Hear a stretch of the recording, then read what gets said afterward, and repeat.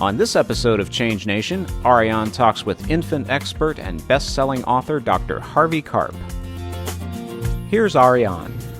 To some, Dr. Harvey Karp is known as the baby whisperer. To others, he's a real lifesaver. Karp is a renowned paediatrician and creator of the best-selling books and DVDs, The Happiest Baby on the Block and The Happiest Toddler on the Block, which contain groundbreaking techniques to calm fussy babies in minutes, add hours to their sleep, and also boost any toddler's patience, respect, and cooperation in just days. His books are actually the most read parenting books in America. He's even taught these techniques to celebrity parents like Madonna, Michelle Pfeiffer, and Pierce Brosnan. Today, he's here with me in the studio on Change Nation, and he's here to talk about his latest edition of the book, The Happiest Toddler on the Block, and to share some of his inside tips to help all these new moms, new dads, navigate the bumpy road that is parenthood. Welcome, Harvey. Thank you, Ariane. So where did this gift of understanding babies, toddlers come from? Was it natural? Was it intuitive to you? Was it through research? It was my studies, actually. I mean, when I was studying, I studied pediatrics. I worked at Albert Einstein College of Medicine in New York and then Children's Hospital of Los Angeles. But then I did 2 years of study of child development at UCLA. And part of that, we were taught to sit and watch. Well, I'd sit next to the crib of a baby in the nursery and just watch them for an hour when they kind of yawn, but just to see how do they respond, and then same thing with toddlers and older children, to start observing not just kids in the hospital who are ill, but to be able to better understand kids in their natural habitat. Actually, I got to spend some time in Cambridge at the Cambridge Child Care Center, and literally 3 days a week I would go to the child care center and play with the kids and learn, again, not just what ill kids are like, but what do normal kids look like in their normal relationships. And so I was trained to be an observer. Did you immediately start seeing what made a baby happy and calm versus another one that would just cry all the time? Not really. I mean, that I kind of started to get interested in baby calming because when I was trained initially at Einstein and Children's Hospital, I was taught if a baby cried, you go for a car ride, you turn on the vacuum, you rock them. But if that didn't work, we actually would prescribe medicine for the baby, like phenobarbital or even opium. We would prescribe opium for babies. This is 35 years ago. Now, of course, I'd be put in jail for doing what was normal medical care. But then I learned about a tribe in Africa called the Kung San. And the Kung are a hunter-gatherer tribe. And in studies of the Kung parenting, it was found that they could calm their fussy babies in under a minute, 95% of the time, usually in under 15 seconds. We would be telling our parents that kids will cry 2 or 3 or 4 hours a day and there's nothing you could do about it. But when I learned that the Kung were so successful, excuse me, it was apparent to me that one of two things had to be the case. Either the Kung babies were mutant babies, different from our babies, or those parents knew something that we had forgotten. And at that point, it was kind of like a detective story for me. So I started researching. Well, to really cut to the quick, it turns out that moms have been doing successful techniques forever, rocking babies, wrapping them, walking with them, shushing them. These things are written about in any parenting text, and that's what the Kung San do. They do all those things. Plus, they nurse the babies 3 or 4 times an hour, 50 to 100 times a day, much more than we do in our culture. I'm not saying we should do it 50 to 100 times a day, but that is what babies are expecting. That's what normal human beings are supposed to do.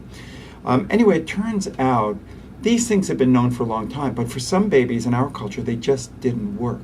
And no one could ever figure that puzzle out. And what I finally came to was the idea that they weren't working because the technique had to be so perfect. When you do the technique perfectly, you can actually calm any baby, even colicky babies, over and over again in minutes or seconds. And what I discovered is that babies are born with a calming reflex, with an off switch for crying and an on switch for sleep. And when you learn how to trigger this reflex, although you do have to do it exactly, but when you learn how to trigger it, you can calm any fussy baby. It's no different than a knee reflex. If you hit the knee in the right place, the foot goes out 100 times in a row. But if you're off by half an inch, you don't get half a reflex or a third of a reflex, you get none. And so parents have been so frustrated because they thought they were doing it right and it didn't work. And with just a little tweak of the technique, they can get much better. So is the calming reflex something that you can explain here? Is it something that we can talk about? Sure. I mean, the calming, well, it's better seen than heard. It's a little bit like tying your shoelaces. I could tell you how to do it, and I'm happy to. I mean, basically, with your knee reflex, there's one way to trigger it, with a whack in the right place. But with the calming reflex, there are 5 ways to turn it on. They're called the 5 S's. So it's swaddling, which is tight wrapping with the arms down, shushing, which is a shh, a loud hissy sound, kind of like a vacuum cleaner sound, because the sound in the uterus is actually louder than twice as loud as a vacuum cleaner, 24/7. The third S is the side or stomach position. The back is the best position for sleeping, but it's the worst position for a fussy baby. Then the next S is swinging or rhythmic motion, and then the last is sucking. And those are the ingredients for the recipe, and every child's a little different. You need to add a little more shushing or a little bit more wrapping or a little bit more jiggly motion. But if you don't do the S correctly, not only may it not work, but it may even make the baby cry more. So if you wrap a baby but you do it too loose, it'll make your baby cry more, not less. If you shush and it's not the right volume or kind of frequency, it does nothing. Just like hitting a knee reflex and being off by an inch, it does nothing. And so what's so fun about this, it's frustrating when you do it wrong and then you feel incompetent, but when you do it right, you go, man, I got this, And in fact, we're teaching this in teen parenting programs and programs all around the country, military programs, child abuse prevention programs, postpartum depression programs, because crying babies, it's not just a nuisance problem, it's a serious cause of illness and death in our culture.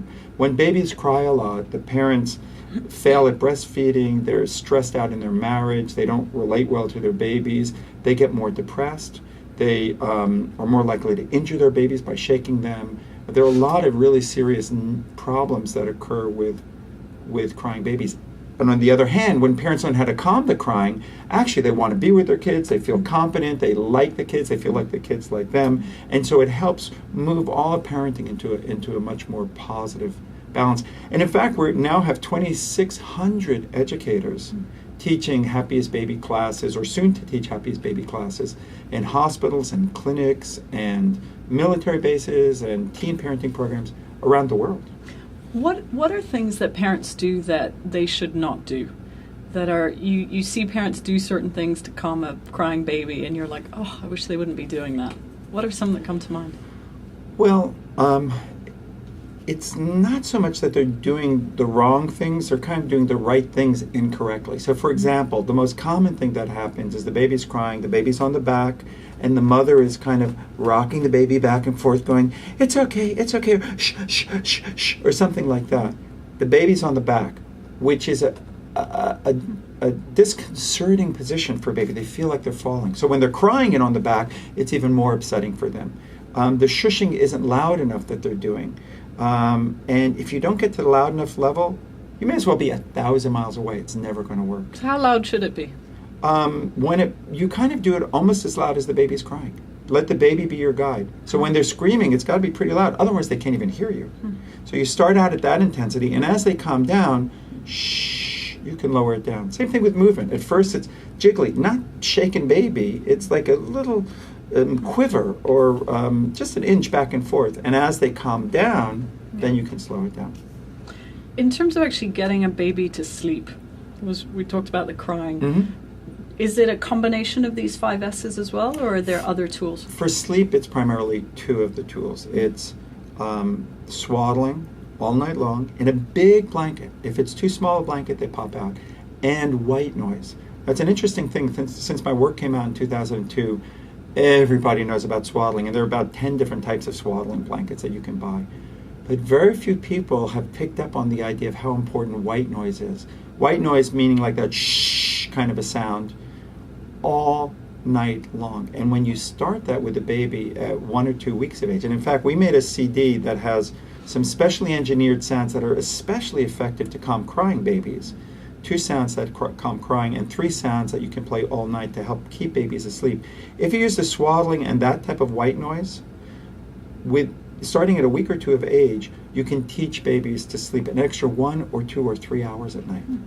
So that's phenomenal help. One of the things we know about postpartum depression is that you're more likely to get depressed if you have a very fussy baby and if you're exhausted. So if you can get a couple of hours extra sleep at night, man, that can make all the difference. Sure. The white noise, is that something you gradually wean off the baby? Should a baby not be listening to that past a certain age? I'm so glad you asked that, because people are really confused about that. A lot of people go, "What? I don't want my baby addicted to that, or they'll get dependent on it." And they worry about this thing called a bad sleep association or a habit. Not realizing that we've got plenty of sleep. Do you sleep with a pillow? Of course, yes. Okay. Do you like your pillow, or go sleep on any pillow? Can you sleep on a hard pillow and a soft pillow? Does it make a difference? I'm more a soft pillow. You're more a soft pillow. Well, does that mean you're addicted to your pillow, or is it just something that, I travel with my pillow. I just like the feel of it. Am I addicted to it? I don't know. Maybe I am, but I don't know if that's a problem. We like to sleep in beds. Do you sleep on the floor as well as sleep on a bed? I know that you're an outdoors woman, yes, but I would have had to. But the fact of the matter is, most of us have these sleep associations, and we don't call them addictions. And babies, you don't mind. I don't mind using things to help a baby sleep as long as I'm in control of it. So, for example, by 4 or 5 months, I don't like babies always falling asleep with a pacifier in the mouth, because then they start to spit it out or toss it out, and then they cry, "Get my pacifier," and the parents are putting 12 pacifiers in the crib hoping that their child can find one. So pacifiers are something you're not in control of, and I don't want kids to get used to always getting that for sleep at night. White noise, on the other hand, you have total control over. And what's wonderful about white noise, besides helping babies sleep well, when you continue that throughout the first year, it will prevent sleeping problems that happen when the babies start to teethe or they go through a growth spurt. And you know what? It's just like, I don't know if you get headaches at all, but when you get a headache and it throbs, if you're lying down in a quiet room, boom, boom, you feel it more. If there's some commotion or you're about, you just are not paying as much attention to it. When babies are having some throbbing of their gums, if there's white noise playing, they don't pay attention to it so much. They can sleep better, not as disturbed. They don't hear the sounds outside, people talking, airplanes going by, and they tend not to be disturbed by those internal sounds. So it's a wonderful trick to help prevent the sleep concerns that are so common in kids in the second half of the first year. So white noise definitely better than any type of music. Oh yeah, no question about it. Music is nice. Lullaby stuff, that's nice. And that is also a sleep association. If you always sing the same lullaby when you put your baby to sleep, when they hear that as part of that bedtime routine, they're going to go, "Yeah, I get it. I know what's coming up." But once they're asleep, they need something. Now, people think, "Well, my baby's sleeping. Why does she really need the sound?" But when you're asleep, you're not comatose.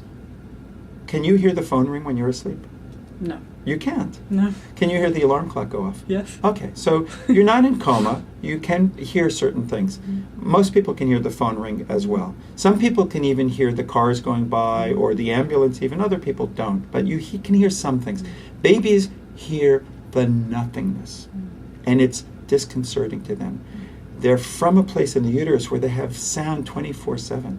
And this is one of the giant misconceptions people have about babies. They say babies cry because they're overstimulated. That's not true. If you bang pots next to their head or slam the door, yeah, they're going to cry. But they mostly cry because they're understimulated. They're missing the rhythmic, hypnotic, calming, entrancing stimulation that turns on their calming reflex. Are there any differences you've noticed between a baby boy and a baby girl? There are some differences that have been seen, not in terms of crying so much, but babies, even from the first day of life, girls are shown to be more interested in faces and social orientation. Boys are more interested in objects. And so that's been demonstrated, but it's a subtle difference. Anything around colors? I know typically we paint a room a certain color for kids. Anything that's more calming or less stimulating or... Not really about colors. Babies don't have very good color vision in the beginning. So you may have seen these little baby toys they have that are black and white geometrical patterns because babies primarily pay attention to contrast more than color. They can see red, they can see black and white, pretty much. That's the limit of their palette in the beginning. But lavender is kind of nice. I mean, lavender is calming. I mean, it's certainly calming for parents, and it may well be calming for babies too. Harvey, what's the connection between happy parents and a happy baby? Like, have you seen a couple be particularly happy and have that translate to the baby, and sort of vice versa, where parents are not that happy people, they're not optimistic, maybe they're fighting together, and yet they have a really happy baby? Yeah. Like, is there a connection? Yeah, there is. I mean, there's several connections to that. One is something we call temperament. All of us are born with kind of a tendency towards certain personalities. Some of us are very enthusiastic. Some of us are very, we go with the flow. Some of us are very sensitive, and some of us aren't sensitive at all. Sensitive to foods. Oh my God, I can taste the rosemary in that. Or, yeah, this tastes pretty good. You know, I mean, you know, Yeah. we have different qualities of our personality, and babies are born with that, and a large part of that is inherited from the parents. So if the parents are really hyper energetic and very sensitive, they may have a baby who's very energetic and sensitive, which can be great when they're 1 year old, but they can't deal with the world very well when they're little babies, and they need more rhythm and more rocking and more white noise to be able to handle all of the stimulation they're getting in the world. So that's one way it's related. And another way is anxiety. People think that the baby picks up the anxiety of the mother. Yeah. Actually, that's not true.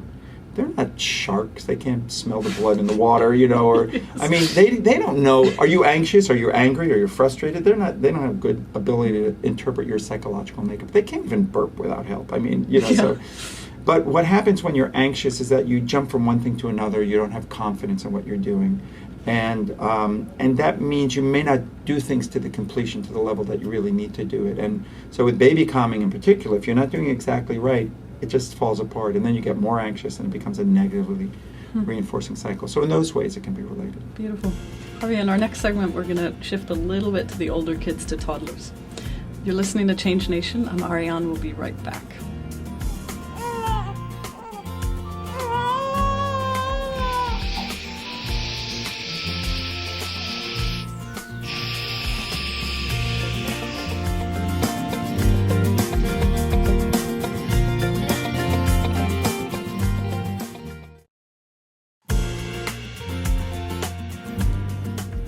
Welcome back to Change Nation. I'm Ariane, and I've been talking to Dr. Harvey Karp about how to calm your baby, how to get your baby to stop crying.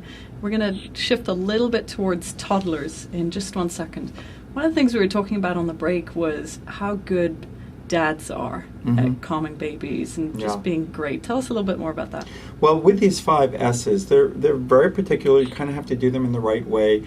And guys really get their minds around that. You know, the swaddling is like an engineering task. And, you know, guys are like, tell me the 5 things to do and I can do that. We don't want to fail, and we're kind of scared with little babies if we don't have experience with them. But once we're good at it, it's like we're proud, you know. And it turns out we're not nearly as good as women at breastfeeding. But we're very, very good at the baby calming part. And so that's terrific because we can really support our partners in that way. And, you know, we can take care, we want to help. It's not like men don't want to help. We want to, but we want to be successful at it. So we can be a lot more than diaper changers. So what is it that men are doing better or different than their wives? They swallow a little bit tighter. They shush a little bit louder. They've got longer, stronger arms to do the little jiggly stuff. But especially with guys, I mean, they're not usually going to read a 250-page book. And to be honest with, like I said, men or women, I mean, the way you learn these techniques is much better by watching the DVD. The book's a good book, and it's got all sorts of interesting anthropology and lots of facts, and talks about more about these techniques and how they were evolved over time. But in terms of really learning the technique, it's watching the DVD, usually once or twice people watch it, and having this special CD of white noise. And CDs are great because you can use it in the car when the baby's fussy. You can use it when you're traveling or visiting the grandparents. And the baby, just like carrying your pillow with you at different places, the baby feels, oh yeah. Becomes like an auditory teddy bear almost, that comforts your baby. So let's look at the newest edition of your book, national bestseller. What's new about it? New examples, new research? What's new about this edition? Well, there are a couple of things I knew about it, but the biggest new thing about it is a new paradigm, a new kind of a way for parents to understand how to approach the behavior of their child that I call red light, yellow light, and rather green light, yellow light, and red light. Mm-hmm. And what that means is it shows you how to encourage green light behaviors. Green light behaviors are things that you like. Mm-hmm. Cooperation, patience, turn taking. How do I get my kid to do more of the things I like? That's really what we spend 80% of our parenting trying to do. Then 10 or 15% of what you're doing is trying to stop annoying things, or what I call yellow light behaviors, things you want to stop, but they're not urgent. So things like whining and nagging and, dawdling and things like that drive you kind of crazy, but they're not anything that are emergent that you have to stop. And then the 5 or 10% are red light behaviors. And those are things that are dangerous or aggressive, or that violate just an important rule in your family. In your family, it might be, we don't jump on the couch. Not that it's dangerous or not that it's aggressive, but you just don't want them. We don't eat in the living room, and you're allowed as a parent to make those rules and enforce those. So that's one of the big new things, and it's a better organized book, I think, in terms of laying out the different tools that work the best with toddlers. With the baby work, the key concept is the concept of the 4th trimester, which is this weird idea that babies are born 3 months before they're ready for the world. And the first 3 months you're holding them and rocking them and imitating the uterus, and that's what works. The paradigm shift, or the key concept for parents to get their minds around with toddlers, is that toddlers, and by toddlers I mean 8-month-old to 5-year-old, or so, toddlers are not so much little children as they are little cavemen. Yeah, I was going to ask you about the cavemen. Well, I know it's kind of a joke, and the toddler in the Flintstones was named Bam Bam, but the truth of the matter is it's more than a joke. It is the critical, pivotal concept for understanding your job as a parent of a toddler, because they are not civilized. They are not. You hope by the time they're 4 or 5 they're civilized, but in the beginning they spit and scratch, they scream, they'll grab your hair, they'll pee anywhere they want. I mean, they don't come civilized, and your job really as a parent is to civilize your child. And so if you understand that they're little cavemen, then when they spit in your face, you're not going to take immediate offense that you might if a teenager spit in your face. You're going to understand this is just a caveman, back off. But that concept becomes so much more important in terms of understanding how to communicate with them. Because there are 2 halves of the brain, the right half and the left half. We live on the left half of the brain. The left half is language and logic and problem solving and composure, impulse control.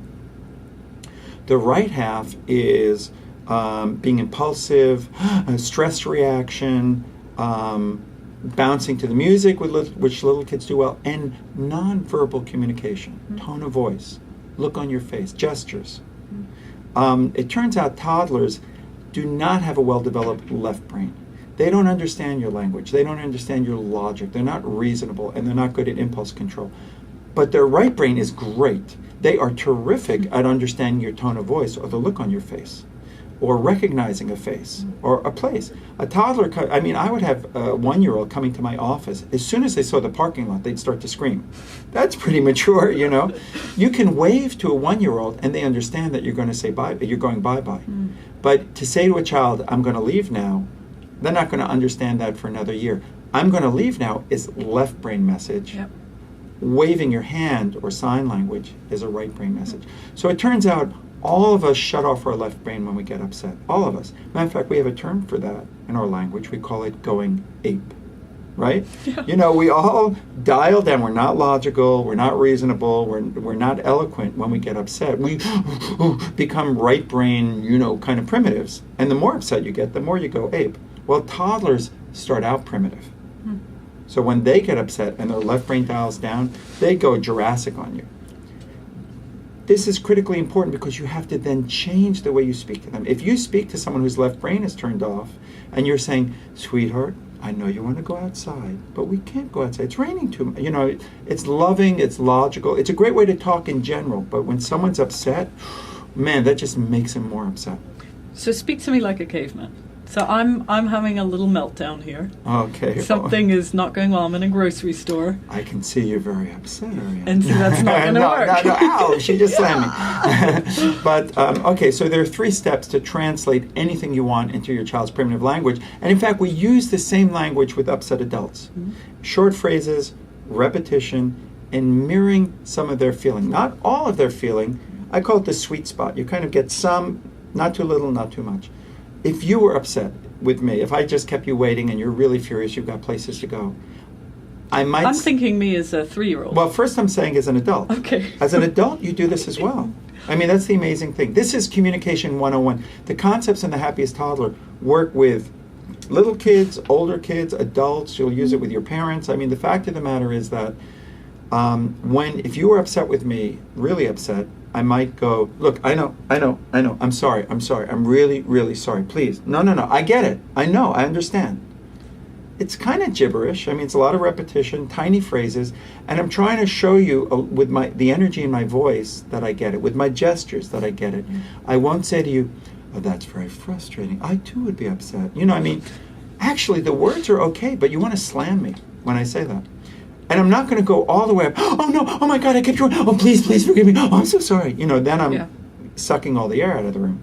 So it's the same thing with toddlers. When they get upset, you want to use short phrases, repetition, and a little of their feelings. So it might be, say the child wants to go outside, but it's raining. You might go, outside. You want to go, this is like a 2-year-old. You want to go outside now. 5, 6 times before they even look at you. And they go, were you talking to me? I was trying to get outside. They didn't even hear you the first 5 times. And then you can say, you want to go outside now. Now, you have to repeat it. Too often as parents, we don't do that. We jump right to the message. Outside. It's raining, sweetheart. You'll get all wet. I mean, that's important information, but your child's not ready to hear that yet. Or we do it even worse, which is that we try to calm them by being calm ourselves. Sweetheart, I know you want the ball, but it's Bobby's turn. We have to share. You get a turn. Remember we talked about sharing. Bobby gets a turn. And then they're going, it's my ball. You know, they go, do you not understand how bad I want that ball, Mom? Let me say that louder and harder, because the way you're talking sounds like some kind of psychiatrist, and you don't get how much I want this. Now, here's the weirdest thing about this. So what would you tell the kid about the ball or the toy? If it's a 2-year-old fighting over the ball, I go, ball, you want it. Again, short phrases, repetition 4, 5, 6, 7 times, and mirroring some of their feeling. If the child's not that upset, I won't mirror that much feeling to get into the sweet spot. You want that ball now. You want that now. You say, give it to me. You say, give me the ball, Bobby, because you want it now. You don't want to wait. It's really no different than what you would do with an upset teenager. If the teenager wants the car keys, but you don't want to give it to them, and they didn't clean their room or whatever, you might say, look, I know you were looking forward to it. You wanted it. You really wanted to go. And I'm sorry I can't give it to you. I wish I could. I'd love to give you the car. I can't give it to you. As much as I know you want it, I can't give it to you because you didn't clean the room. So I repeat it 7 or 8 times there. And you know what? That kind of feels like I'm getting it, but I'm still not going to cave. Yeah. You know, I'm still going to be the disciplinarian. I want you to understand this point, because when people hear this technique, they go, that sounds weird. I don't know if I could do that. It's and baby especially talk. doing it in public, I think, as well. But here's the funny thing. Parents do this in public all the time. You do this. We all do this when kids are very happy. When a child is very happy, we automatically speak toddlerese. If a 3-year-old climbs to the top of the slide for the first time and is beaming at you with pride and a feeling of exuberance, do you say, a very good, sweetheart, I am proud, I will tell father? Or do you say, you did it, good job, wow, good job. That's toddlerese. Short phrases, repetition, and mirroring some of their feeling. But when kids get upset, we turn into emotional zombies. We go in the other direction. The child's upset, and we try to calm them by being more calm ourselves. So as the more upset they get, we're going, no, calm down. No, honey, calm down. You'll get a turn too. No, don't get upset. And when we do that, they go, you don't understand how I feel. But they need us to understand, so they accelerate it even more, get more upset. Do you believe in things like timeouts? Do you believe Absolutely. in punishments? Do you believe in... Consequences, sure. I believe in rewarding good behavior with your attention. and rewarding even halfway good behavior, because you want to encourage them in baby steps to do better and better. But absolutely, when you have red light behaviors, when you have serious things, smacking somebody, banging with the pole against the window, or things that could be dangerous, you have to stop that child right away, and that includes timeouts. Absolutely. Here's one, because I travel a lot and I see a lot of babies and kids on airplanes, which is a little bit of a constrained situation. It's what I would call an emergency situation. Mm-hmm. What do you do? Oh my God, my wife is so impossible when we're traveling, because she's going up to everybody. My husband's a pediatrician. He could, and the truth is, full-time job on airplanes. Yeah, something. It's I've gotten applause several times. Let me put it that way, because these techniques, 50% of the time, you can stop a temper outburst in seconds. Again, if you do it right, if you do it almost right, it could totally not work.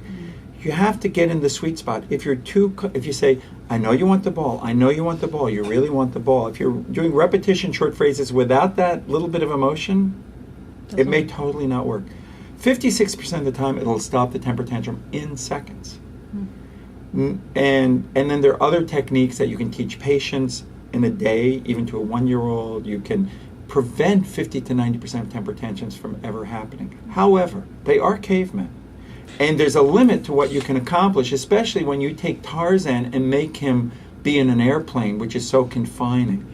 So some of these kids won't calm down in seconds, and what you got to do is you got to get them up, you got to walk up and down the aisle, you got to go play back in the back alley, you got to bring some toys along with you. You have to be reasonable, so that you understand there's only so much of a limit that you can accomplish with good parenting techniques, and part of it is by, before you get in the airplane, run around a lot, make sure they're well fed, make sure they've napped. It's not always such a great idea to expect them to nap on the plane, because if they get overtired and they won't fall asleep, then it could be a disaster. You mentioned a word I wanted to follow up on, the word fed. What are foods that help and foods that hurt a toddler's behavior? Like, we hear a lot about sugar. Should sugar be cut out of a toddler that's having a lot of tantrums? Is that one of the things to go look at? It's certainly something to look at. Every child's different. Some kids, it doesn't make a bit of a difference. Other kids are sensitive to colors, artificial flavors, sugar. So it's something to consider, at least. Another thing that certainly can flip kids out is caffeine, or a chemical called theobromine, which is in chocolate.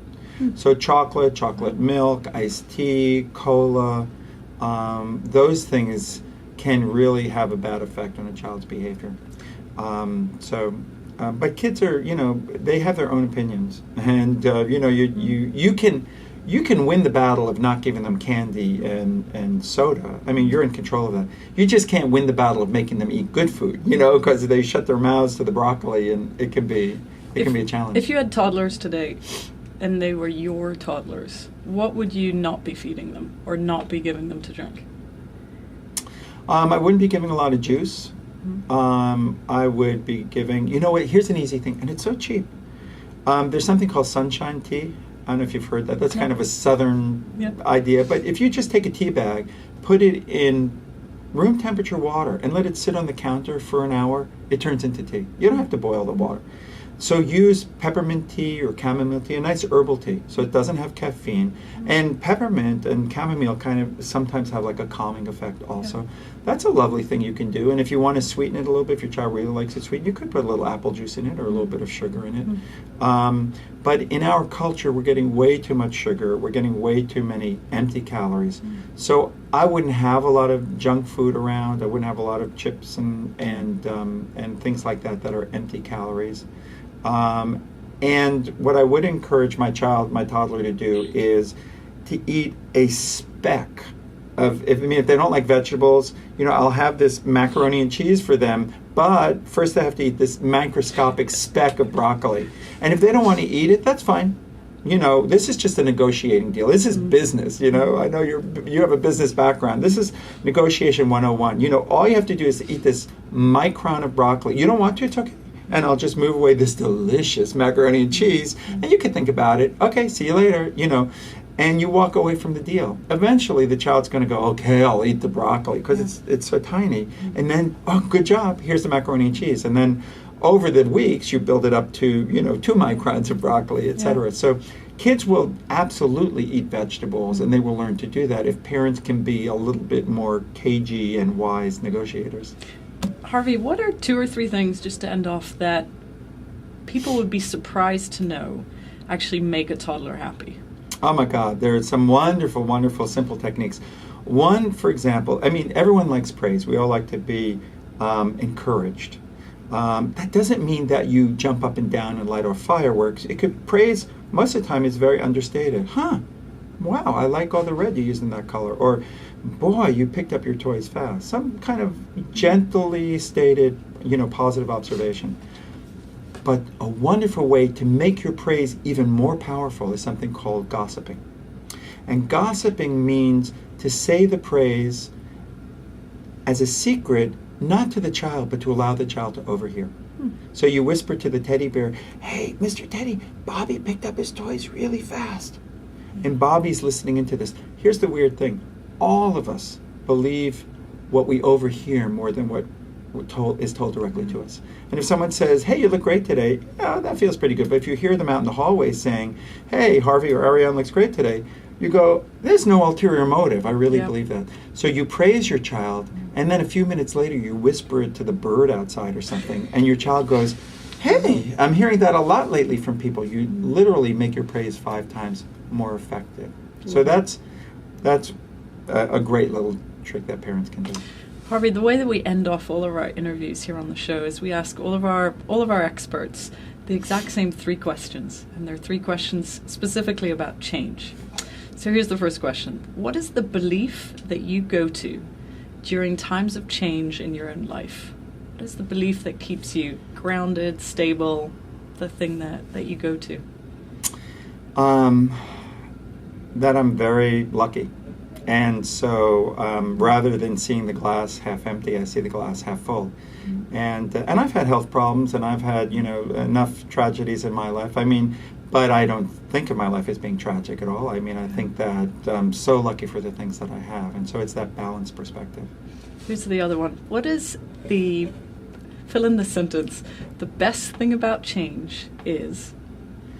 Well, it reminds me of my mother's, it's not quite fill in the sentence, but my mother's line, she taught me, look, Harvey, things either change or rot. So it's your choice. So the best thing about change is that you're alive, and that you're in the game. Yeah. Here's the other one. What is the best change that you've ever made? I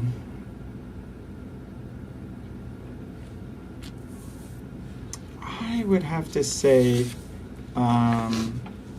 it was getting into the marriage that I'm in, and changing from from my bachelor life into my married life with my wife. Beautiful. Well, we'll acknowledge your wife. She's certainly a lucky lady as well. You're very sweet. Harvey, it's a real pleasure. Thanks for all of these tips. I can't wait to have children. Or go take care of someone go find some kids. screaming kid on the street. No, Yeah, absolutely. Thank you. What a pleasure. So for more information about Dr. Harvey Karp, his CDs that he mentioned about white noise, his DVDs, and his 2 best-selling books, please visit his website at thehappiestbaby.com, and obviously also on Amazon, Barnes & Noble, and wherever products are sold. You've been listening to Change Nation, and another fascinating interview. For more information, more interviews, please check back in with us at first30days.com. I'm Ariane. Thanks for listening.